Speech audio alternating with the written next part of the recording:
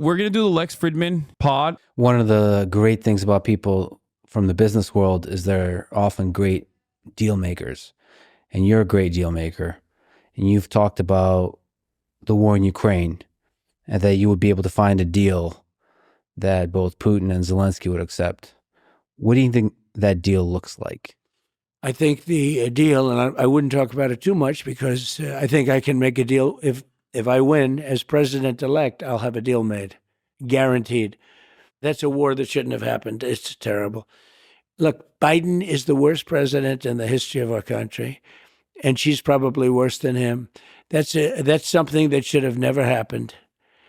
But it did happen. Dog, I genuinely don't understand how like Lex conducts these interviews where he will just like say certain things. Like I know he's like the only centrist in the country, okay? Like the actual centrist, okay? Because he'll do this and then he'll talk to like a straight up communist and say the exact same like glaze and praise. Like I'm 100% certain that if he talked to Kamala Harris, I suspect he would do this exact same thing. Like he would say something along the lines of like, you know, you did a great job as you know, many people say you did a great job as vice president or some shit. You know what I mean? Because like it's like a robotic formula, basically, the way that he conducts these interviews. The thing I don't understand, however, is that like, how can you say that with a serious face that Donald Trump would be like, you're the great deal maker? Like, what do you mean? What deals has he made, dude? He has like 8 bankruptcies. What can you name some of the great deals that he has made? I don't think he's done any good deals at all. And now it's a much tougher deal to make than it would have been before it started. Millions of people. I think the number is going to be a lot higher when you see this all at some point iron out. I think the death numbers are going to be a lot higher than people think. This is one of the things that annoys the shit out of me, where like Donald Trump can make these like bold statements and then there's no follow-up. There's no like, how are you going to do this? There's never even a, how are you going to pay for it? People have just completely caved on the issue. Like he could just say whatever the fuck he wants and 0 people will be like, okay, that seems like a good idea. How would you do it? Like nobody asked him this shit.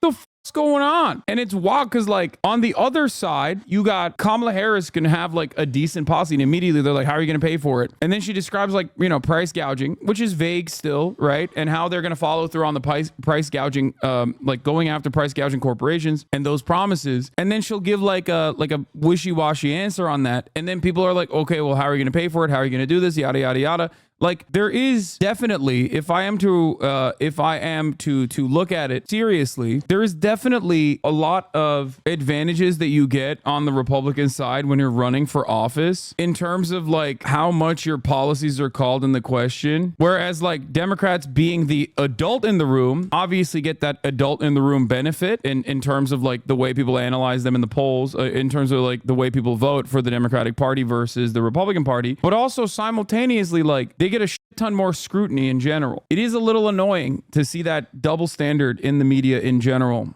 Whereas like for Donald Trump, he'll say something one day and say the exact opposite a couple hours later, and the media will report it as he just said 2 different things, but never follow through directly on like where he lands on an issue. And they'll just kind of drop it because he has so successfully evaded ever answering any sort of like policy related issues with a firm commitment, you know? I mean, look at just what happened for this question. He was asked, what are the details of how you're going to get peace in Ukraine? He was just went, it's a bad war. Biden is bad next. No follow-up, no pressure. One of the only times where I've ever seen Trump be held accountable for his statements was, and this is like, this experience lives in my mind, was the Axios interview he did with Jonathan Swan in the midst of COVID. Do you remember when the Axios interviewer just straight up was like, okay, well, you're wrong. Here's how you're wrong. And he held him accountable for the statements that he made. It ends up making good content in general too. So I think that like liberal media should probably do that a little bit more. And Axios is obviously center right, by the way.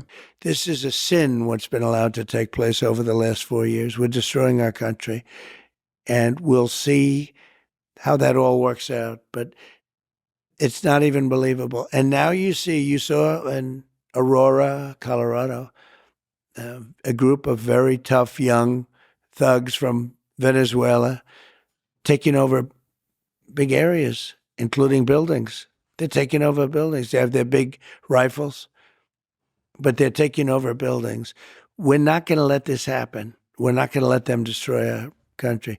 And you know, in those countries, crime is... I wonder if Lex Fridman will go, is this true? Will there be a fact check on this? Nah. I live in Colorado. This is such a bullshit talking point. It's not happening. Yeah, good luck explaining that to people. You could be living in that.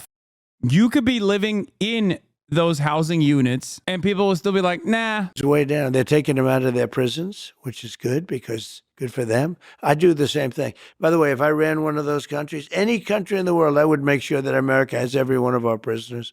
Every one of our criminals would be here. I can't believe they're going so slowly, but some aren't. But they all are doing it. What do you think is the right way to solve the immigration crisis? Is mass deportation one of the solutions you would think about? Well, you've got to get the criminals out of here fast, right? You know, the people from mental institutions, you got to get them back into their mental institution. No country can afford this. You know, it's just too much money. You look at what's happening in New York and Chicago and LA and lots of places, and you take a look at what's happening. There's no country can afford this. We can't afford it. And we've got to get the bad ones out immediately, and the rest have to be worked on. You know, it's happened before. Dwight Eisenhower was sort of a moderate president, moderate type person, but he hated when he saw people pouring into the country. Dog is talking about mass deportations under Eisenhower and Operation Dry Front, but in reverse. The word I will not say because it's a slur. 1.3 million people were deported. Mexican Americans were deported. Americans of Mexican descent were deported. Put in concentration camps and deported. You understand? He's literally talking about this as though it's a positive thing. Holy fuck, dude. And they were. Nothing like now. You know, I probably got elected in 2016 because of the border. You posted recently about marijuana and that you're okay with it being legalized, but it has to be done safely. Can you explain your policy there? Well, I just put out a paper. And first of all, medical marijuana has been amazing. It's been, I've had friends and I've had others and doctors telling me that it's been absolutely amazing, the medical marijuana. And we put out a statement that we can live with the marijuana. It's got to be a certain age, to buy it. It's got to be done in a very concerted, lawful way. And the way they're doing it in Florida, I think, is going to be actually good. It's going to be very good. But it's got to be done in a good way. It's got to be done in a clean way. You go into some of these places, like in New York, it smells all marijuana. You've got to have a system where there's control. And I think the way they've done it in Florida is very good. I hate the Democratic Party, dog. If the Democrats lose marijuana to Donald Trump, I'm going to Brian kill me. Like, it is such a gimme. It's right there. Oh my God, bro. It's like, Dude, Democrats not support medical marijuana nationally? No, dude, not one person believes the GOP will pass pro-marijuana reform laws. Okay, first of all, I don't think you understand what Trump is doing here, okay? This is the RFK Jr. Joe Rogan podcast audience activation. There are plenty of people who have never voted, who are the dumbest people you've ever seen, not because they've never voted, but just like in general, who only consume these goddamn podcasts, who will literally go, oh, dude, I'm voting for Trump because he said he likes marijuana. He's going to make it legal. Oh my God. Speaking of marijuana, let me ask you about my good friend, Joe Rogan. So you had a bit of tension with him. So when he said nice things about RFK Jr., I think you've said some not so nice things about Joe. And I think that was a bit unfair. And as a fan of Joe, I would love to see you do his podcast because he is legit the greatest conversationalist in the world. So what's the story behind the tension? I don't think Glaze. there was any tension. And I've always liked him, but I don't know him. I mean, I only see him when I walk into the arena with Dana and I shake his hand.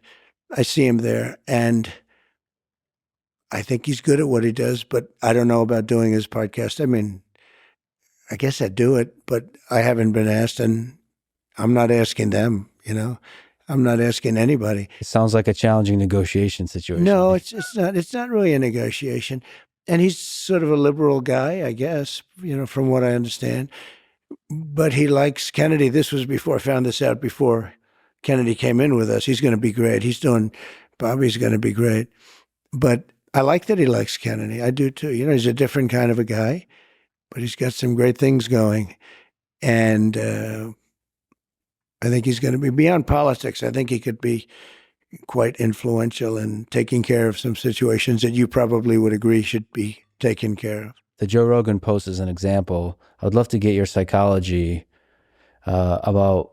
It's kind of crazy that he just said they're mad at him for Lex Fridman is like the first time he's actually had like any kind of division, any kind of like contentious adversarial journalism that Lex Fridman is presenting here is because Trump has not sufficiently dick rode Joe Rogan. That's awesome. Like, he's like, oh, you said some mean words about Joe Rogan. What's up with that? That's wild, dude. You're Mr. Deals. You're Mr. End All Wars. You're Mr. Steal Your Girl. You're bad. Your dick too long. Your smoke too loud. But also, why did you say that about Joe Rogan? Don't you know Joe Rogan is the greatest champion of free-flowing conversations, sir? He's the greatest conversationalist of all time. Awesome. Behind the tweets and the posts on Truth, are you sometimes being intentionally provocative, or are you just speaking your mind?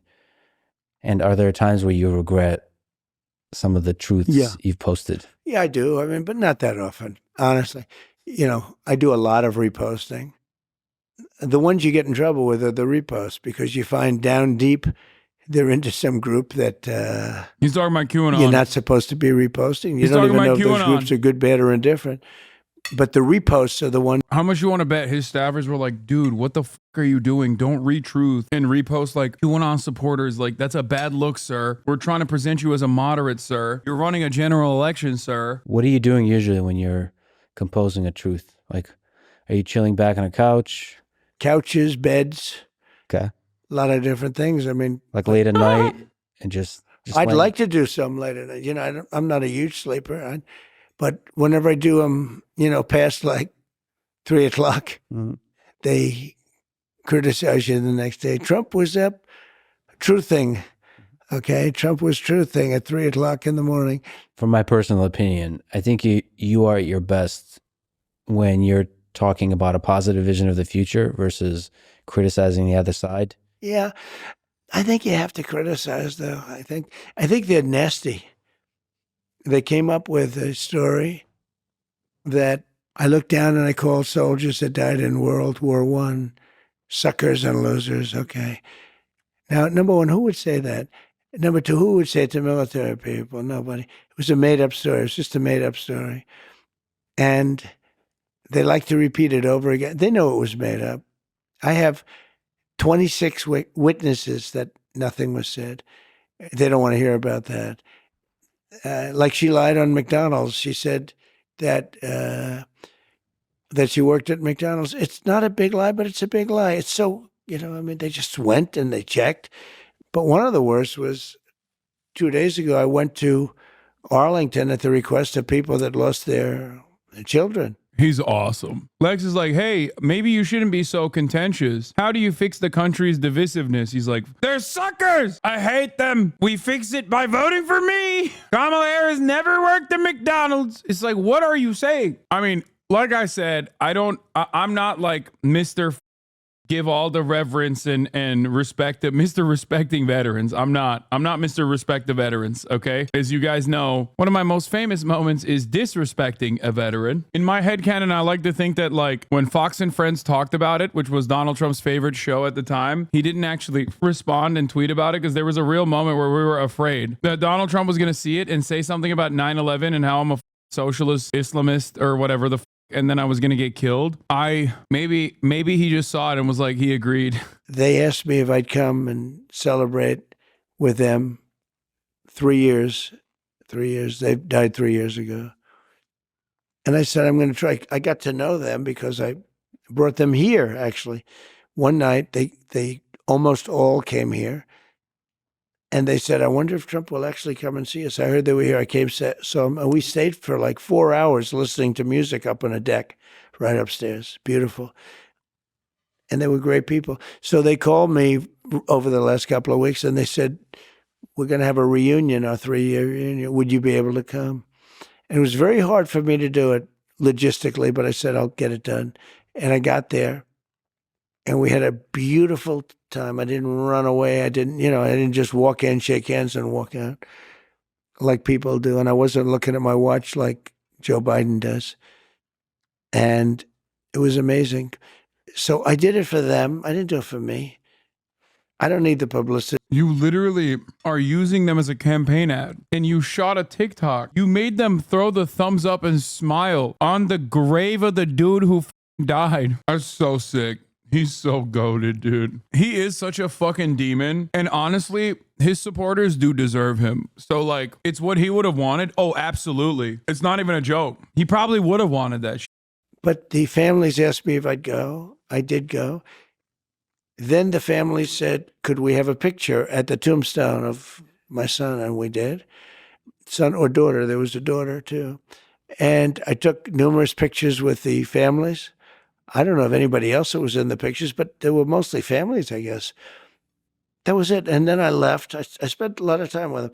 Then I left, and I get home that night, and I get a call that the Biden administration with Kamala is accusing me of using Arlington for publicity. I was just the opposite. Just the opposite.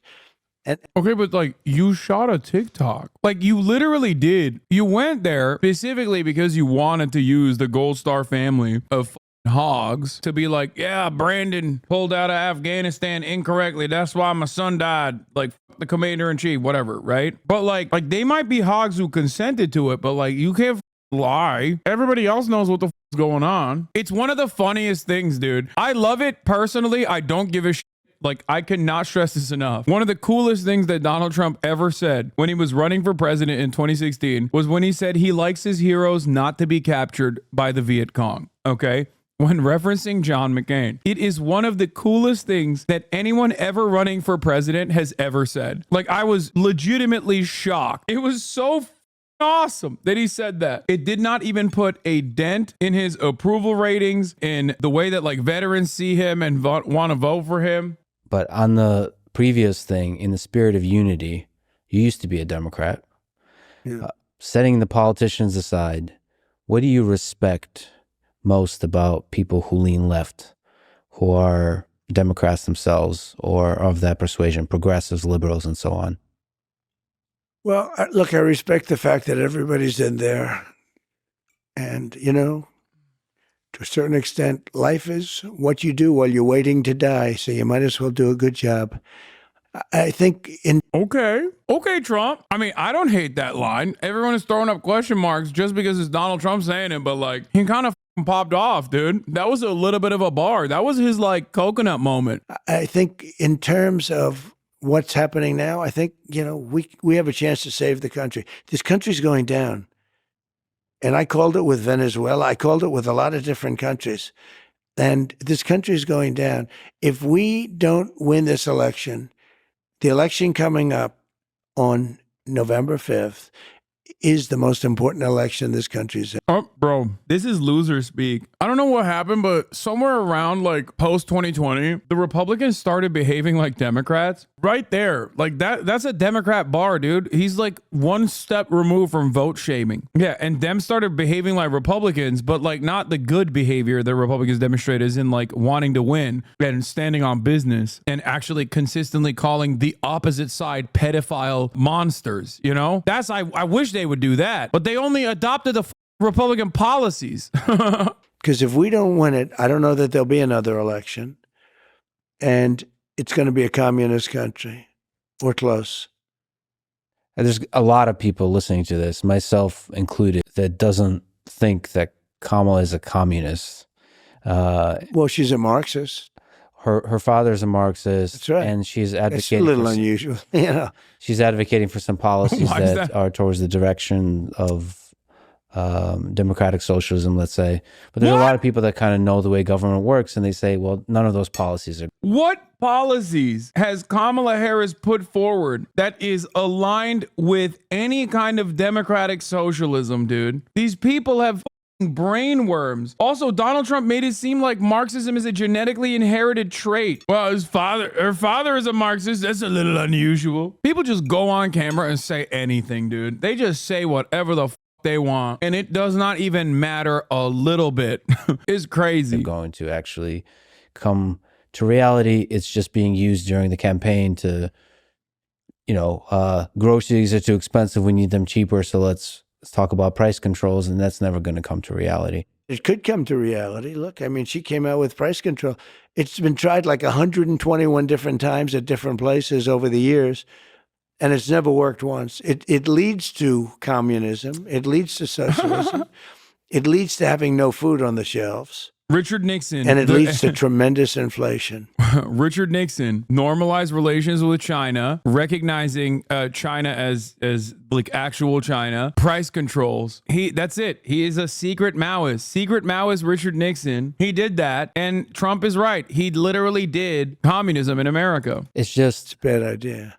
Whenever we use terms like communism for and her, the EPA. And I don't know if you know this, but some people call you a fascist. Yeah, they do. So I figure it's all right to call them a communist. Yeah, they call me a lot worse than I call them. They do indeed. Wait, what? It's just sometimes... It's interesting, though. Wait, he's just admitting it, dude. What the He's like, yeah, I don't really believe it at all. I'm just going to call them that because they call me a fascist. Yeah, by the way, you know who called you a fascist? Your goddamn VP, okay? Then I'll hit them back. And they'll say, isn't it terrible what Trump said? I said, well, wait a minute. They just called me. So I believe you have to fight fire with fire. I believe they're very evil people. These are evil people. You know, we have an enemy from the outside and we have an enemy from within. And in my opinion, the enemy from within are radical left lunatics. And I think you have to fight back. Whenever there's a lot of fighting fire with fire, it's too easy to forget that there's a middle of America that's moderate and kind of sees the good in both sides and just likes one side more than the other in terms of policies. Like I said, there's a lot of people that like your policies, that like your skill in being able to negotiate and end wars, and they don't see the what war did impending Trump destruction end? of America. You know, we had no wars when I was president. That's What a are big you thing. talking about? There's never been, I think there was like a period of 7 years where America's not been engaged in war, okay? Like total, throughout its entire history. Donald Trump absolutely oversaw wars. What the are we talking about? What war did he end? I'm telling you, man, Democrats are so dumb for leaving this point on the table. Americans largely do not understand the imperialism necessary for their jalapeno poppers to be $5, and they broadly consider themselves to be anti-war. Donald Trump is taking advantage of that broad sentiment by presenting himself as anti-war, where the Democrats are running towards being pro-war. There is no constituency for pro-war, or at least the constituencies for pro-war are already in the Republican Party. In 78 years has that happened. But we had no wars when I was president. We defeated ISIS, but that was a war that was started that we weren't anywhere near defeating. But think of it, I had no wars. And Viktor Orban, the prime minister of Hungary, said the world has to have Trump back because everybody was afraid of Trump. Now, that's what he said. So I'm not using that term, but I think they respected me. But he said China was afraid, Russia was afraid, everybody was afraid. And I don't care what word they use. Probably that's even a better word if you want to know the truth. But let's use the word respect. They had respect for me. They had respect for the country. Dude, Viktor Orban is so funny because like he's gotten so much undeserved praise and like undeserved popularity because he's just like glazes Trump. Like why? Who the cares about Viktor Orban, bro? What are you talking about? Put the fries in the bag, Victor. What you mean? Like, bro, it is so wild that like you got a former American president being like, Viktor Orban, he likes me. It's like, I don't care. What the do you mean? Like his opinion is as relevant as like whatever the leader of Estonia is. I don't know. Can you imagine if Joe Biden is running around being like the leader of Estonia, he likes me a lot, Jack. It's like, I'd be like, what are you saying? Like, who gives a I don't care. Viktor Orban, every single time he's mentioned by Donald Trump or any other Republican, gets more out of that bargain than the person mentioning them gets. I mean, I ended the Nord Stream 2 pipeline, the Russian pipeline. Nobody else could have done that. I ended it. It was done. Then Biden comes in and he approved it. So we're defending Germany and these other countries for peanuts compared to what it's worth. And they're paying the person we're defending them against billions and billions of dollars for energy. I'm so mad. I could do better propaganda for Trump than Trump is making. I would literally be like, they said I'm anti-NATO. I told European countries to pay up, and then they did. And then you know what Joe Biden did? He followed. If he had such an issue with my policies on NATO, he would have told the European countries, no, keep your money. He didn't do that though, did he? Because he liked that policy. If I'm Trump, I'd be like, dude, they continued my policies with NATO. Like, they keep calling me a Nazi or whatever, but then they keep doing the shit that I did 4 years ago. They called all of my supporters Nazis for wanting to build a wall. All of my supporters, they're Nazis because they want to build a wall. Guess who wants to build the wall now? They act like they want to build the wall now, 4 years later. The fuck are we doing? As the leader of the United States, you were the most powerful man in the world. As you mentioned, not only the most famous, but the most powerful. And if you become leader again, you will have glazed unprecedented power. Just on your own personal psychology, what does that power do to you? Is there any threat of it corrupting how you see the world? No, I don't think so. Look, I've been there for 4 years. I could have done a big number on Hillary Clinton. I thought it looked terrible to take the president's wife and put her in prison. She's so lucky. I didn't do anything. She's so lucky. Hillary is a lucky woman because I had a lot of people pushing me too. They wanted to see something, but I could have done something very bad. I thought it looked so bad. Think of it. You have the president of the United States, and you also had Secretary of State, right? She was. But you're going to put the president's wife in prison? And yet when I got out there, they have all these hoaxes. They're all hoaxes. But they have all these dishonest hoaxes, just like they did in the past with Russia. That was a hoax. The 51 different, agencies or agents, that was a hoax. The whole thing was a hoax. There was so many hoaxes and scams. But I didn't want to put her in jail. And I didn't. And I explained it to people. They say, lock her up. It doesn't. We won. I said, we don't want to put her in jail. We want to bring the country together. I want to bring the country together. You don't bring the country together by putting her in jail. But then when I got out, they went to work on me. It's amazing. And they suffer from massive Trump derangement syndrome, TDS. And I don't know if it's curable from their standpoint. A lot of people are very interested in footage of UFOs. The Pentagon. What a segue, dude. He just nothing on that. Bro, how are you having a conversation? Are you a robot? Like, how? It is shocking the way Lex interviews people. Like, dig in a little bit, man. Ask a follow-up question. It doesn't have to be contentious, but just like anything. Pentagon has released a few videos, and there's been anecdotal reports from fighter pilots. So a lot of people want to know, will you help push the Pentagon to release more footage, which a lot of people claim is available? Oh, yeah, sure. Motherfuckers chat GPT, bro. I would do that. I'd love to do that. I have to do that. But they also are pushing me on Kennedy. Mm-hmm. And I did release a lot, but I had people come to me and beg me not to do it. But I'll be doing that very early on. But I would do that.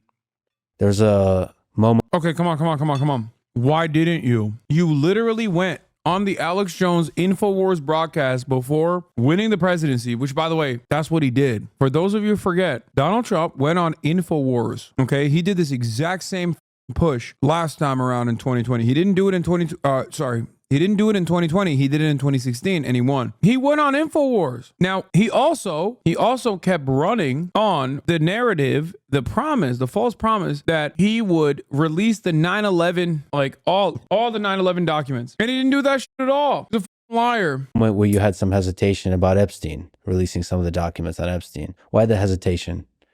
I don't think I'm not involved. I never went to his island, fortunately.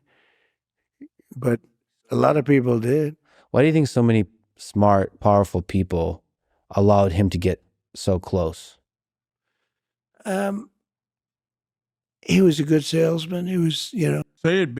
You were the president. You know what happened. You were the president. You presided over his assassination. Come on, say it. We know the answer. Let's see. Let's hear if he can say it. The Epstein connection between Donald Trump and Jeffrey Epstein does not simply end at Mar-a-Lago, where Jeffrey Epstein was using Mar-a-Lago as a hunting ground, if you will. Okay. Jeffrey Epstein's first criminal prosecution in the early 2000s had also a subsequent federal prosecution. There was one case happening in the state of Florida. It was a state case, and a federal investigation was being conducted into Jeffrey Epstein's actions, because sex trafficking minors across state boundaries is a federal crime beyond the fact that it is also illegal in the state. There was a prosecutor in the state of Florida that famously gave Jeffrey Epstein a sweetheart bargain, an unimaginable sweetheart bargain. His name was Alexander Acosta. You might recognize him also as a part of the Trump administration. So when this guy goes, oh, I'm not related to Jeffrey Epstein, he's lying. He was a hale and hearty type of guy. He had some nice assets that he'd throw around, like islands. But a lot of big people went to that island. But fortunately, I was not one of them.